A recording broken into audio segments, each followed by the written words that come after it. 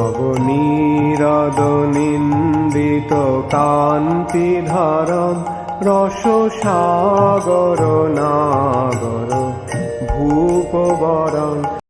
ओम नमो भगवते वासुदेवाय। ओम नमो भगवते वासुदेवाय। ओम नमो भगवते वासुदेवाय। ओम नमो भगवते वासुदेवाय। ओम नमो भगवते वासुदेवाय। ओम नमो भगवते वासुदेवाय। स्कंद 5 अध्याय 12 श्लोका नंबर 9। एवं निरुक्तम क्षिति शब्द वृत्तम। एवं निरुक्तम क्षिति शब्द वृत्तम। असंनिधानाम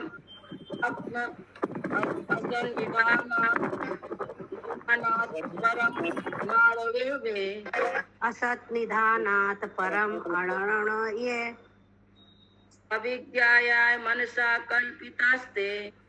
अविद्याय मनसा कल्पिता ते। एतां समूहेन कृतो विशेषः। एषां समूहेन कृत विशेषः। सुषमा माता जी आप पढ़िए। हरे कृष्णा। कोई यह कह सकता है कि विविधता तो स्वयं पृथ्वी से उत्पन्न होती है, तथापि यह ब्रह्मांड भले ही थोड़े समय तक सत्य प्रतीत होता हो, पर अंततः इसका कोई वास्तविक अस्तित्व नहीं है। यह पृथ्वी मूलतः सूक्ष्म कणों के संयोग से उत्पन्न हुई थी, किंतु ये कण अस्थायी हैं। वास्तव में परमाणु ब्रह्मांड का कारण नहीं है, यद्यपि कुछ दार्शनिक ऐसा सोचते हैं।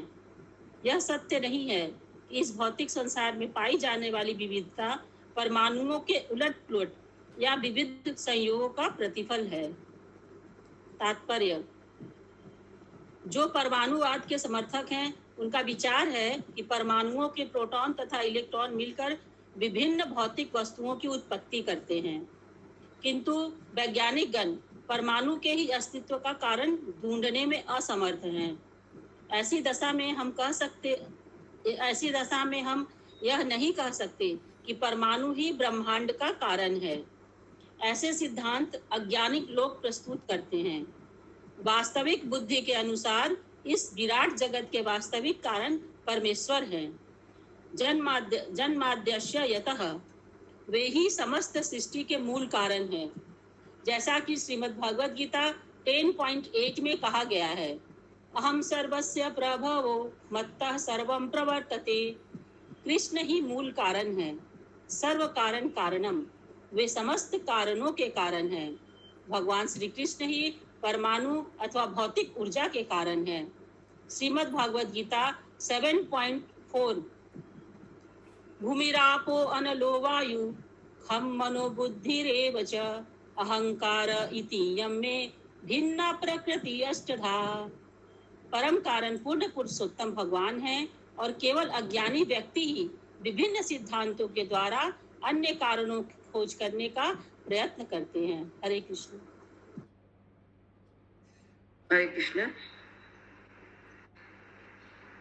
इस श्लोका में राजा रघुगण है जो जड़ भरत से प्रश्न करते हैं, जो सिद्ध पुरुष थे, उनका वे समझा रहे हैं कि पृथ्वी पे जो वैज्ञानिक लोग हैं, जो कारण जो बनाते हैं, उनको भी खोजने में असमर्थ रहते हैं। जो परमाणु को, उसका अस्तित्व का कारण ढूंढने में लोग असमर्थ हैं।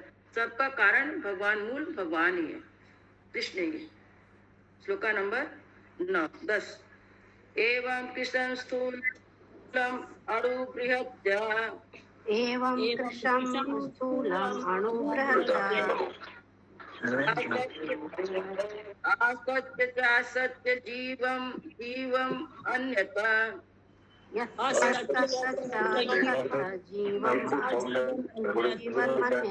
अन्यथा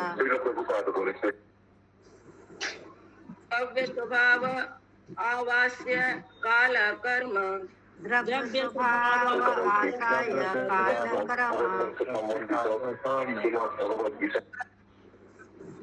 नामना अजाय अवहितिं द्वितीयम् नामना अजया अवहितिं द्वितीयम् धन्यवाद। चूंकि इस ब्रह्मांड का कोई वास्तविक अस्तित्व नहीं है, अतः इसके अंदर की वस्तुएं यथा लघुता, अंतर, स्थूलता, कृशता, सूक्ष्मता, विशालता, परिणाम, कारण, कार्य, चेतना तथा द्रव्य, ये सब काल्पनिक हैं। ये एक ही वस्तु मिट्टी के बने पात्र हैं, किंतु इनके नाम भिन्न भिन्न हैं। ये अंतर पदार्थ, प्रकृति, आशय, काल तथा क्रिया, कर्म के द्वारा जाने जाते हैं। तुम्हें जानना चाहिए कि ये भौतिक प्रकृति द्वारा उत्पन्न यांत्रिक अभिव्यक्तियां हैं।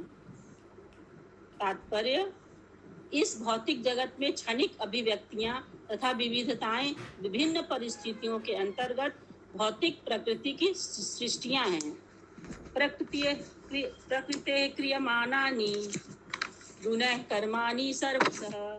कभी कभी भौतिक प्रकृति द्वारा संपन्न कर्म तथा फल को हम वैज्ञानिक आविष्कार मान बैठते हैं, और इस प्रकार हम ईश्वर की सत्ता को अस्वीकार करके प्रशंसा लूटते हैं।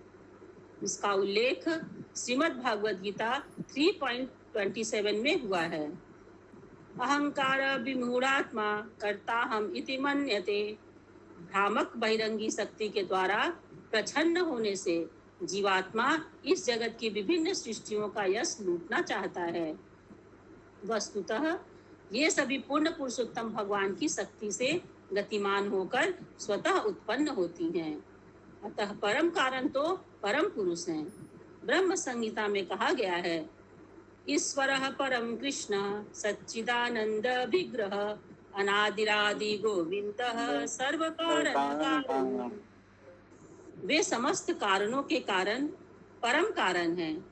इस प्रसंग में श्रील मध्वाचार्य का कहना है, एवं सर्वं तथा प्रकृत वय कल्पितम विष्णुर अन्यतः एवं प्रकृत्या आधारः स्वयं अनन्यधारो विष्णुरेव। अतः सर्व शब्दाश्च तस्मिन्नेव। वस्तुतः भगवान श्री विष्णु ही मूल कारण हैं, किंतु अज्ञानवश मनुष्य सोचता है कि पदार्थ ही प्रत्येक वस्तु का कारण है। राजा गोप्त आश्रयो भूमि शरणं च इति लौकिकः व्यवहारो न तत्सत्यम तयो ब्रह्माश्रयो विभु। ये बातें ऊपर ऊपर सोची जाती हैं, किंतु सत्य यह नहीं है। प्रत्येक प्राणी का वास्तविक रक्षक तथा आश्रय पर ब्रह्म होता है, राजा नहीं। गोप्त्री च तस्य प्रकृतस्य विष्णु स्वयं प्रभु तव गोप्त्री तु पृथ्वीं न त्वं गोप्ताक्षिते स्मृतः। अतः सर्वाश्रयश्चैव गोप्ता च हरिरीश्वरः सर्वशब्दाभिधेयश्च शब्दवृत्तेर्हि कारणं सर्वान्तरः सर्वबहिरेक एव जनार्दनः। वास्तविक रक्षक तो भौतिक प्रकृति है, किंतु श्री विष्णु उसके भी स्वामी हैं। वे प्रत्येक वस्तु के स्वामी हैं। भगवान जनार्दन अंतः तथा बाह्य दोनों रूप से अधीक्षक हैं। वे वाणी तथा शब्दों से जो भी व्यक्त होता है उसके कारण है। शिरशोधारता यद्वद् विवायास्तद्वदेव तु आश्रयत्वं प्रगोप्तित्वं अन्येषाम् उपचारतः। भगवान श्री विष्णु संपूर्ण सृष्टि के विश्राम स्थल है। ब्रह्मणो हि प्रतिष्ठाहम्। श्रीमद् भगवद गीता 14.27। ब्रह्मा पर ही सब कुछ टिका है। सभी ब्रह्मांड ब्रह्म ज्योति पर टिके हैं और सभी लोक ग्रह वायुमंडल में टिके हैं। प्रत्येक लोक में समुद्र, पर्वत, राज्य, साम्राज्य है और प्रत्येक लोक में न जाने कितने जीवात्मा आश्रय पाते हैं। ये जीवात्मा पैरों, जांघों, कटी, कंधों की पृथ्वी पर खड़े हैं, किंतु वस्तुतः प्रत्येक वस्तु पूर्ण पुरुषोत्तम भगवान की शक्तियों पर टिकी है। इसलिए अंततो गत्वा वे सर्व कारण कारणम कहे जाते हैं। हरे कृष्ण। हरे कृष्ण। श्लोका नंबर 11। ज्ञानम विशुद्धम परमार्थम ज्ञानं विशुद्धं परमार्थं एकम् अन्तरं त्वभि ब्रह्म सत्यम् एकम् अन्तरं त्वभि ब्रह्म प्रत्येकान्तं भगवत्तत्संज्ञम् प्रत्यक्षप्रशान्तं भगवत्शब्दसंज्ञम् यत् वासुदेवं कवयो वदन्ति यत् वासुदेव कवयः वदन्ति। अनुवाद। तो फिर परम सत्य क्या है? उत्तर है अद्वैत ज्ञान, जो भौतिक गुणों के कलमश से रहित है। वह मुक्ति प्रदायक है। वह अद्वितीय, सर्वव्यापी तथा कल्पनातीत है। उस ज्ञान की प्रथम प्रतीति ब्रह्म है। फिर योगियों द्वारा अनुभव किए जाने वाले परमात्मा हैं। योगी जन बिना किसी कष्ट के उन्हें देखने का प्रयास करते हैं। यह प्रतीति की दूसरी अवस्था है। अंत में परम पुरुष में ही उसी परम ज्ञान की पूर्ण प्रतीति की जाती है। सभी विद्वान परम पुरुष को भगवान वासुदेव के रूप में वर्णन करते हैं, जो ब्रह्मा, परमात्मा आदि के कारण हैं। तात्पर्य। श्री चैतन्य चरितामृत में कहा गया है, यद अद्वैतम ब्रह्मो उपनिषदि तदपि अस्य तनुभा। यद अद्वैतम ब्रह्मोपनिषदि तदपि अस्य तनुभा। परम सत्य का निर्गुण ब्रह्म तेज पूर्ण पुरुषोत्तम भगवान की दैहिक किरणों का बना होता है। यह अंतर्यामी पुरुष इति सो अस्या अंशभि भवः। आत्मा तथा अंतर्यामी अथवा परमात्मा पूर्ण पुरुषोत्तम भगवान के ही विस्तार हैं। षड ऐश्वर्य पूर्णो यह भगवान स स्वयं अयम। जिन्हें श्री भगवान कहा गया है और जो 6 ऐश्वर्यों से ओतप्रोत हैं, वे भगवान वासुदेव हैं और श्री चैतन्य महाप्रभु उनसे अभिन्न हैं।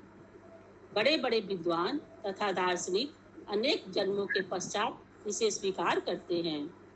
वासुदेव सर्वम इति स महात्मा सुदुर्लभः। श्रीमद् भगवद गीता 7.19। बुद्धिमान मनुष्य जान सकते हैं कि अंततः भगवान वासुदेव अर्थात श्री कृष्ण ही ब्रह्म तथा परमात्मा के कारण हैं। इस प्रकार भगवान वासुदेव सर्व कारण कारणम अर्थात समस्त कारणों के अंतिम कारण हैं। इसकी पुष्टि श्रीमद् भागवतम 1.2.11 में की गई है।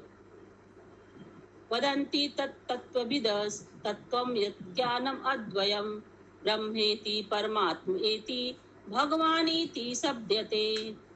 वास्तविक तत्व अर्थात परम सत्य तो श्री भगवान हैं, किंतु परम सत्य की अपूर्ण अनुभूति से कभी कभी लोग उसी भगवान श्री विष्णु को निर्गुण ब्रह्म या अंतर्यामी परमात्मा कहते हैं।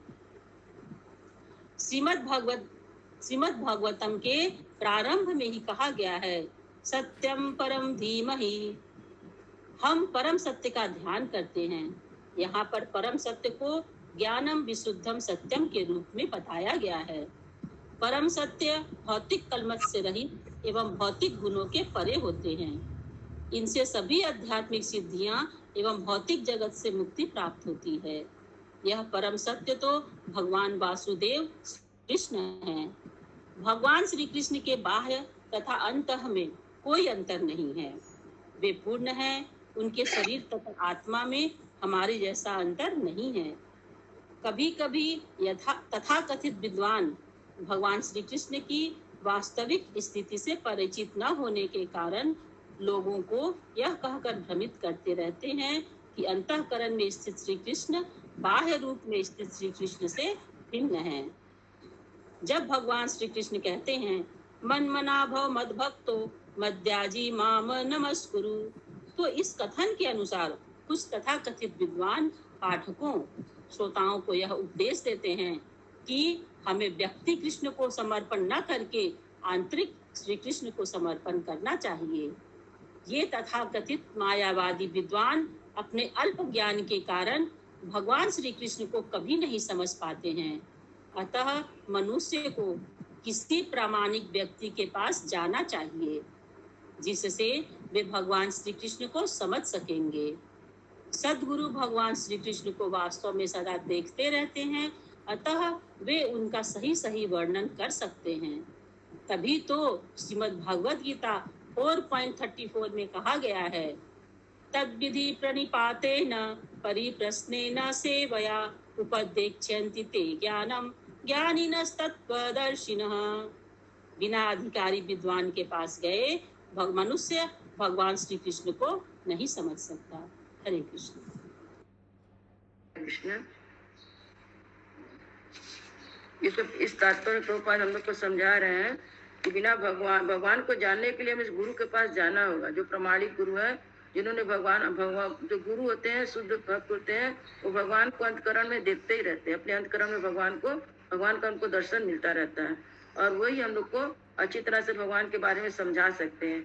यदि हम किसी और के पास जाएंगे जो मायावादी है, तो हम लोग को भ्रमित कर देंगे, बुद्धि को हम लोग का भ्रमित कर देंगे वो लोग, और हम लोग समझ नहीं पाएंगे। इसलिए और किसी के पास नहीं जाना चाहिए, जो हम लोग प्रमाणिक गुरु से ही समझे, या प्रभुपाद ही हम लोग को अच्छी तरह से समझा रहे हैं, इनका ही हम लोग समझे तो हम लोग को बहुत अच्छी तरह से ज्ञान हो जाएगा। श्लोक नंबर 12। रहु गणे तत्तपसा नयाति, रहु गण तपसा नयाति, जया निर्वाण गृहाद्वा, न जया निर्वाणात्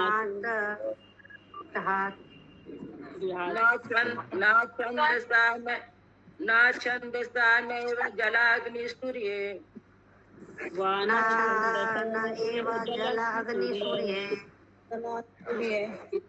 बिना महत्पादरजो अभिषेकम्, बिना महत्पादरजोऽभिषेकम्।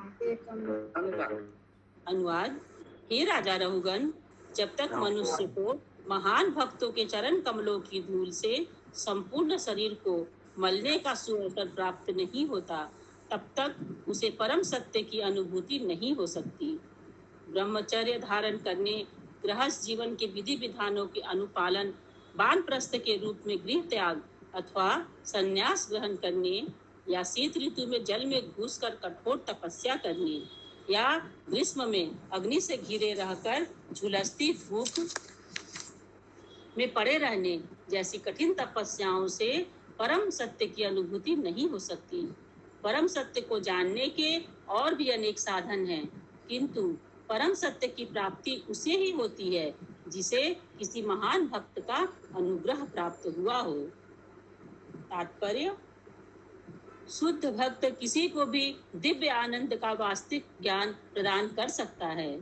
वेदेषु दुर्लभम अदुर्लभम आत्मभक्तौ, केवल वेदों के आदेशों का पालन करने से आध्यात्मिक जीवन की पूर्णता प्राप्त नहीं की जा सकती। मनुष्य को विशुद्ध भक्त के पास पहुंचना होता है। अन्य अभिलाषिता शून्यम ज्ञान कर्मादि अनावृतम, ऐसे भक्त के अनुग्रह से मनुष्य परम सत्य भगवान श्री कृष्ण और उनसे अपने संबंध को समझ सकता है। भौतिकवादी व्यक्ति कभी कभी सोचता है कि केवल पुण्य कर्म करके तथा घर पर ही रह करके परम सत्य को समझा जा सकता है। इस श्लोक में इसको अस्वीकार किया गया है। कोई भी व्यक्ति केवल ब्रह्मचर्य के नियमों का पालन करके परम सत्य को नहीं जान सकता है।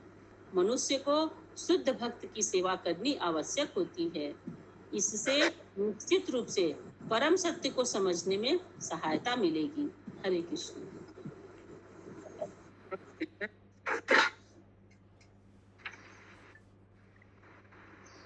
इस श्लोक में भी राजा राहुगढ़ बता रहे हैं कि कोई भी ब्रह्मचर्य धारण करके, गृहस्थ जीवन का विधि विधान का पालन करके, वानप्रस्थ जैसे गृहस्थ पूरा हो गया, वानप्रस्थ धारण करके, संन्यास धारण करके, या ठंडा के दिन में जल में रहकर या अग्नि में आग को तप कर कोई भगवान को नहीं जान पाता। जब तक वह गुरु की शरण में नहीं जाएगा, गुरु मुख से जब तक वह कथा को नहीं सुनेगा, भागवत गीता जी गुरु के मुख से एक बार सुनने के बाद उसको ज्ञान अपने आप ही प्रकट हो जाता है उसके अंदर। श्लोक नंबर 13। यत्र उत्तमो श्लोका गुणानुवादा, यत्र उत्तम श्लोक गुण अनुवाद तथा विधाता प्रस्तूयते ब्राह्मण विधात सेव्यमाणो अनुदिनं मुमुक्षु निसेव्यमाणो अनुदिनं मुमुक्षु तत्प्रति वासुदेवे मतिं सतिं यति वासुदेवे। अनुवाद। यहाँ वर्णित यह शुद्ध भक्त कौन है? शुद्ध भक्तों की सभा में राजनीति या समाज शास्त्र जैसे सांसारिक विषयों पर चर्चा चलाने का प्रश्न ही नहीं उठता। शुद्ध भक्तों की सभा में तो केवल पूर्ण पुरुषोत्तम भगवान की लीलाओं, स्वरूप एवं गुणों की ही चर्चा होती है। उनकी प्रशंसा तथा उपासना पूर्ण मनोयोग से की जाती है।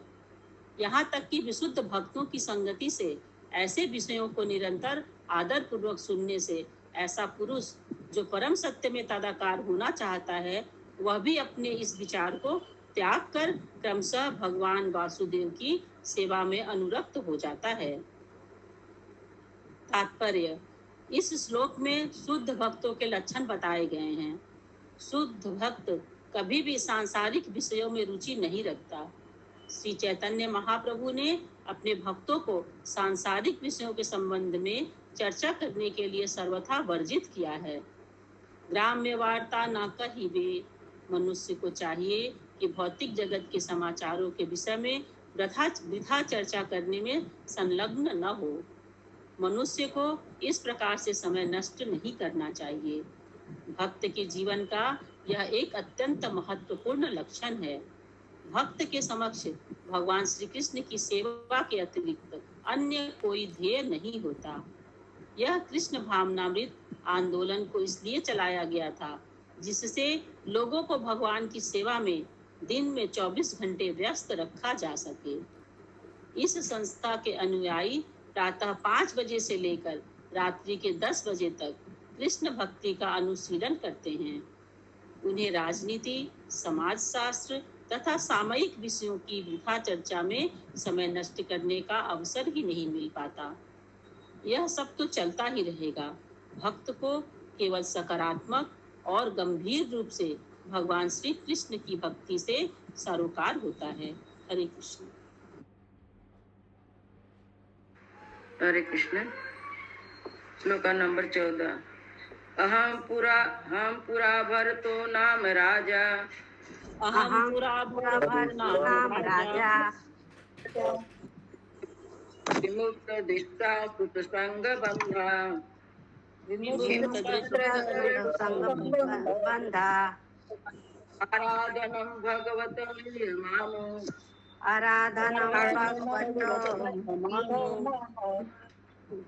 गो अभवं वेग संगात धार्ता। मृगो अभवं संगात अथार्था। अनुवाद। मैं पूर्व जन्म में महाराज भरत के नाम से विख्यात था। मैंने प्रत्यक्ष अनुभव तथा वेद ज्ञान से प्राप्त अप्रत्यक्ष अनुभव द्वारा भौतिक कार्यों से पूर्णतया विरक्त होकर पूर्णता प्राप्त की। मैं पूर्णतया ही भगवान की सेवा में तत्पर रहता था, किंतु दुर्भाग्यवश मैं एक छोटे से मृग के प्रति इतना आसक्त हो गया कि मैंने आध्यात्मिक कर्तव्यों की उपेक्षा कर दी। मृग के प्रति प्रगाढ़ स्नेह के कारण अगले जन्म में मुझे मृग का शरीर अंगीकार करना पड़ा। अनुवाद। यहाँ पर वर्णित घटना अत्यंत महत्वपूर्ण है। पूर्ववर्ती श्लोक में कहा गया है, बिना महद पाद रजो अभिषेकम। महापुरुष के चरण कमलों की धूल को सिर पर धारण किए बिना सिद्धि प्राप्त नहीं की जा सकती। यदि मनुष्य सद्गुरु के आदेशों का निरंतर पालन करता है तो गिरने का प्रश्न ही नहीं उठता, क्योंकि ज्यों ही अज्ञानी शिष्य महत्वाकांक्षा के कारण अपने गुरु का स्थान बलात् लेने का प्रयास करता है, त्यों ही उसका पतन हो जाता है। यस्य प्रसादात् भगवत प्रसादो यस्य प्रसादन्न गति कुतो अपि। यदि शिष्य गुरु को सामान्य व्यक्ति मानता है तो उसकी प्रगति निश्चित रूप से रुक जाती है। दृढ़ता पूर्वक भक्ति करते हुए भी भरत महाराज ने मृग के प्रति अत्यधिक आसक्त होने पर किसी गुरु की सलाह नहीं ली।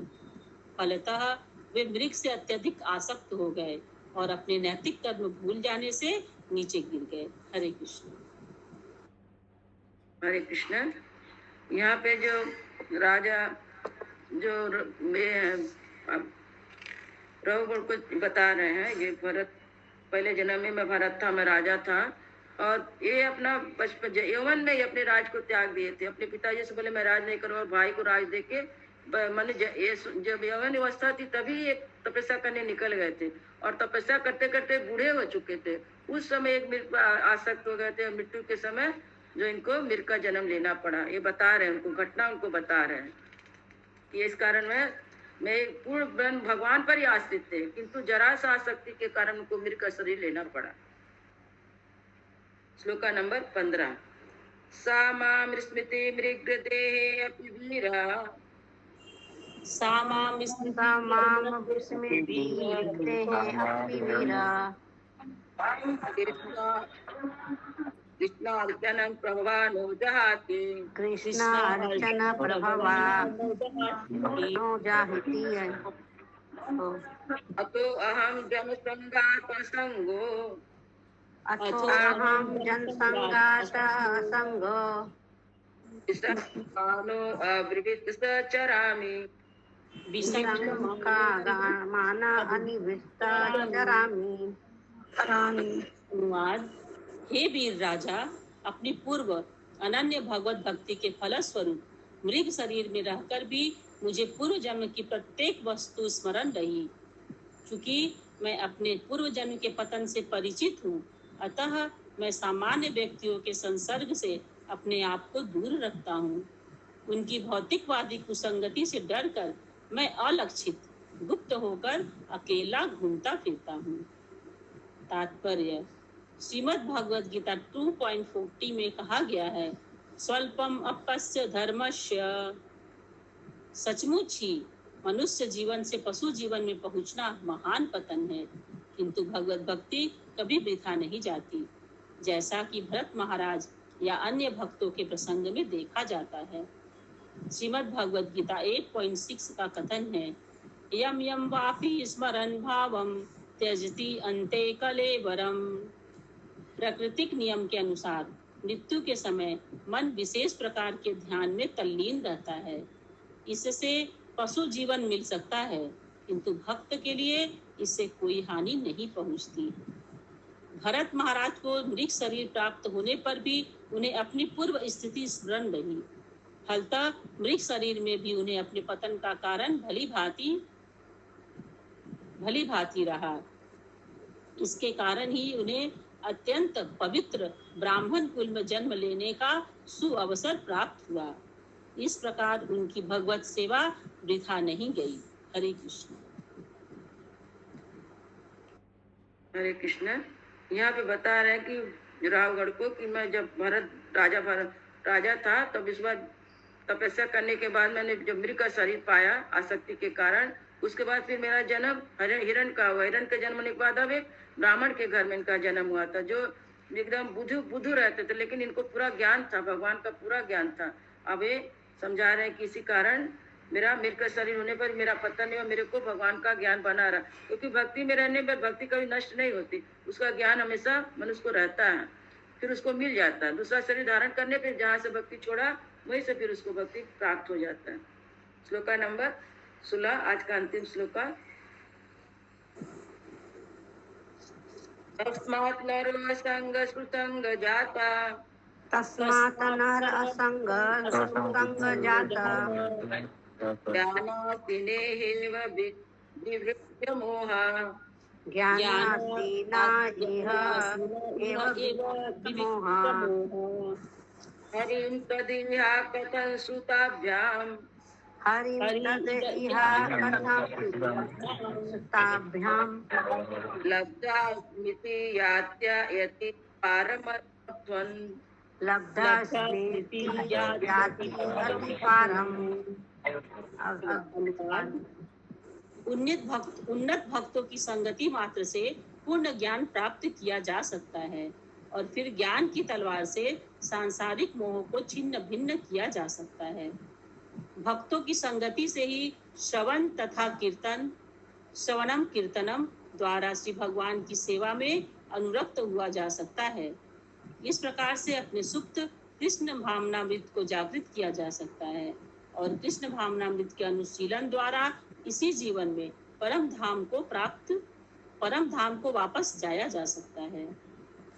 तात्पर्य: भव बंधन से मुक्त होने के लिए मनुष्य को सांसारिक व्यक्तियों की संगति त्याग करके भक्तों की संगति करनी चाहिए।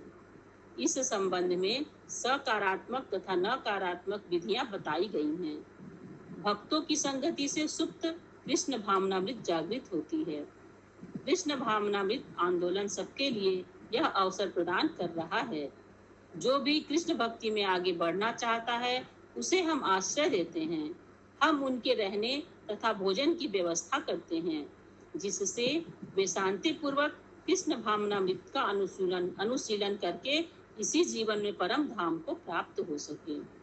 इस प्रकार श्रीमद् भागवतम के 5वें स्कंध के अंतर्गत महाराज रहुगण तथा जड़ भरत की वार्ता नामक 12वें अध्याय के भक्ति वेदांत तात्पर्य पूर्ण हुए। हरे कृष्ण। हरे पार।